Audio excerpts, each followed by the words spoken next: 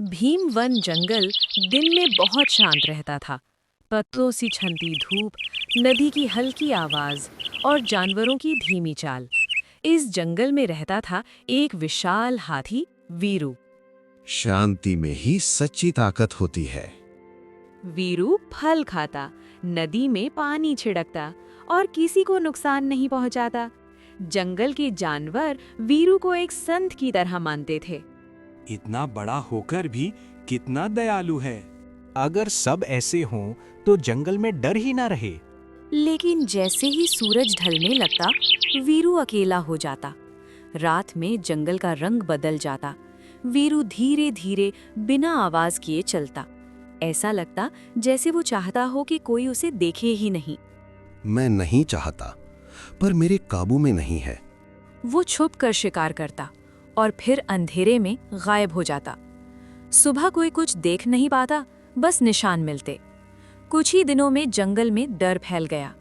हाथी दिन में शांत और रात में ये सब। कुछ तो गड़बड़ है। अगली सुबह राजा शेर ने सभा बुलाई। हाथी वीरू सभा में नहीं आया।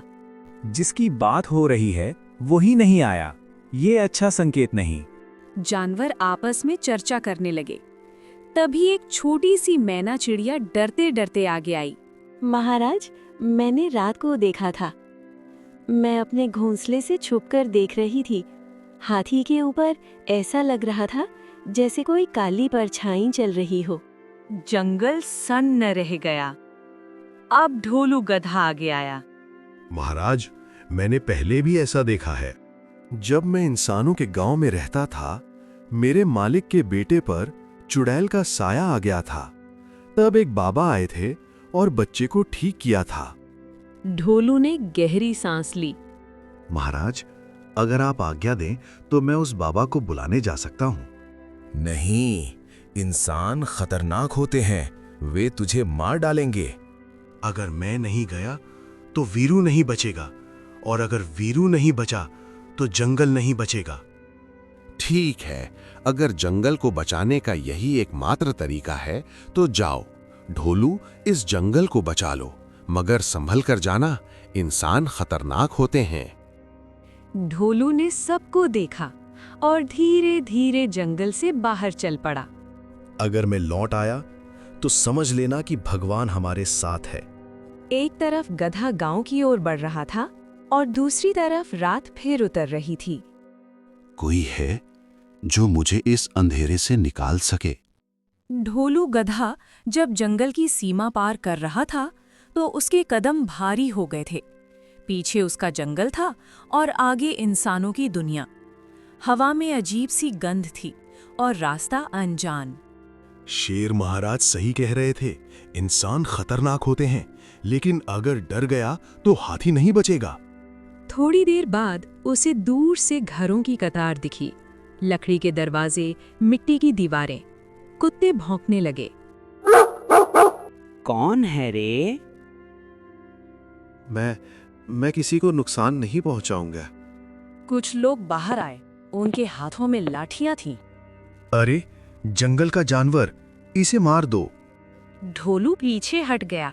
उसकी आंखों में आंसू आ गए। मैं किसी के लिए नहीं, एक हाथी की जान के लिए आया हूं। तभी भीड़ में से एक आवाज आई। ढोलू, ये तू है क्या? ढोलू ने सिर उठाया। उसकी आंखें भर आईं। मालिक?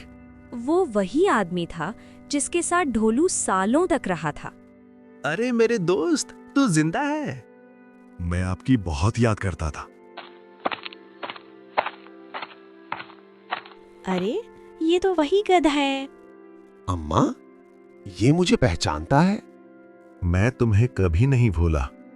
ढोलू की आंखों से आंसू गिर पड़े। तू अचानक क्यों है? मालिक, जंगल खतरे में है। ढोलू ने हाथी, चुड़ैल और बाबा की पूरी बात बताई। मालिक और मालकिन दोनों की आंखें नम हो गईं। जा ढोलू, जिसे बचाने निकला है वो जरूर बचेगा।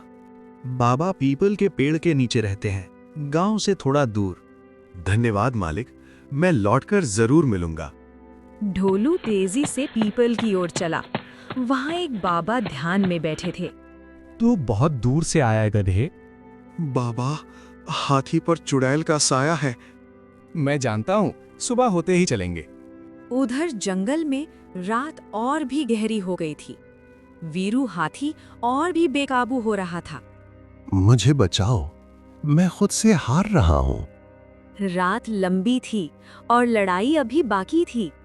सूरज की पहली किरण के साथ ढोलू गधा बाबा को लेकर भीमवन जंगल में पहुंचा। जंगल में अजीब सन्नाटा था, जैसे सब सांस रोककर किसी चमत्कार का इंतजार कर रहे हों। बस यही है हमारा जंगल। मैं महसूस कर रहा हूँ, यहाँ दर्द बहुत गहरा है। राजा शेर ने तुरंत सभा बुलाई। आज वीरू हाथी भी सभा में लाया गया। वो थका हुआ था, आंखों में डर और शर्म।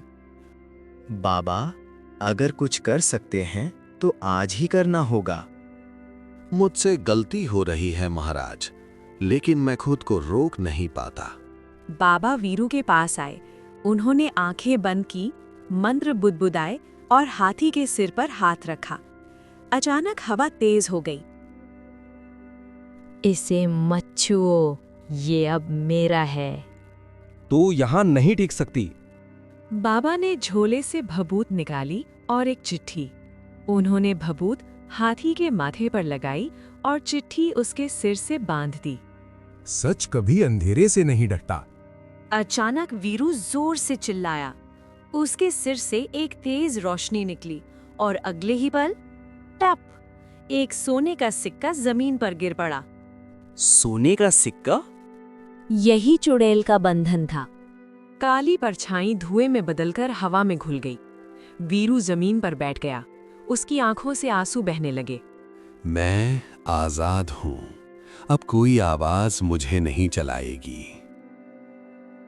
देखा बाबा, हम जीत गए। बाबा ने सबको देखा और धीरे से बोले, लालच ने इस साए को जन्म दिया था। ये सोने का सिक्का उसी लालच की जड़ है।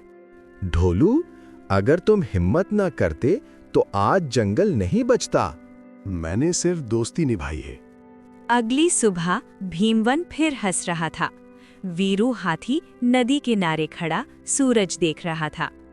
अब मेरी ताकत रक्षा के लिए होगी, डर के लिए नहीं।